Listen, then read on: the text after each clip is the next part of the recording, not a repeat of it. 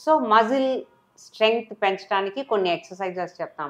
దానిలో isometric quadriceps exercises అనేవి చాలా ఇంపార్టెంట్ అనమాట.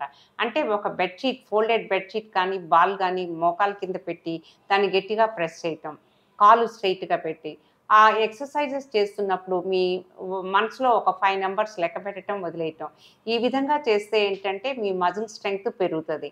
మోకాలు చుట్టూ మీ మజిల్ స్ట్రెంగ్త్ పెరిగితే మీ బోన్స్ మీద స్ట్రెస్ ఎక్కువగా ఉండదనమాట. అలా. ఆ ఎక్సర్‌సైజెస్ చెప్తాము. కానీ విని చేసుకోవాలి. అర్థం చేసుకోవాలి. డాక్టర్ గారు ఎందుకు చెప్తున్నారు అనేది ఎక్సర్‌సైజెస్ అనేది అర్థం చేసుకోవాలి. దాని కాన్సెప్ట్ ఏంటి? మనకి దాని మూలంగా వచ్చే ఉపయోగం ఏంటి? కొంతమంది బాగా చేస్తారు. ఈ మధ్య అందరికీ అవేర్‌నెస్ అనేది బాగా ఉంటుంది. ఈ హెల్త్ ఛానెల్స్ ఎక్కువగా ఉంటున్నాయి కాబట్టి వాళ్ళకి తెలుస్తుంది. అందరికీ తెలుస్తుంది. తర్వాత ఇప్పుడు జాగింగ్ చేయటము, లేకపోతే యోగా ఎక్సర్‌సైజెస్ చేయటము ఇలాంటివి కూడా సొసైటీలో ఎక్కువగా ఉన్నాయి కాబట్టి, ఇప్పుడు ఎక్సర్‌సైజెస్ పేషెంట్స్‌కి అర్థమవుతుంది. చెయ్యాలి, చేస్తే బావుంటాము అనేది తెలుస్తుందనమాట.